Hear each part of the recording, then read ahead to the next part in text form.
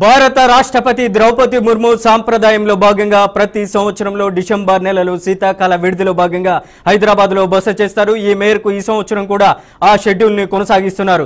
ఇందుకు కంటోన్మెంట్ లోని బొల్లారంలోని రాష్ట్రపతి నిలయాన్ని అధికారులు ఇప్పటికే సిద్ధం చేసి ఉంచారు.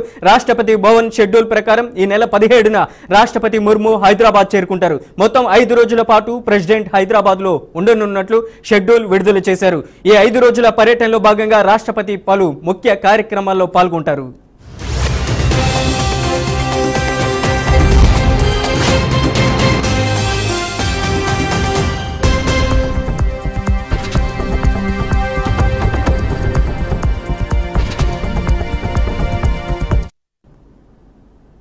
రాష్ట్రపతి ద్రౌపది ముర్ము 5 రోజుల పర్యటనలో భాగంగా డిసెంబర్ 19న ఆమె రామోజీ ఫిలిం సిటీలో జరిగే కార్యక్రమంలో పాల్గొంటారు. ఆ తర్వాత డిసెంబర్ 20న గచ్చిబౌలిలోని శాంతి సరోవర్లో గ్లోబల్ పీస్ కమిటీ ఆధ్వర్యంలో నిర్వహించే కార్యక్రమాలకు హాజరవుతారు.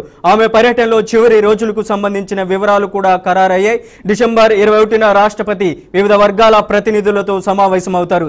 ఈ సమావేశం అనంతరం నిర్వహించే తేనేటి విందులో ఆమె పాల్గొంటారు.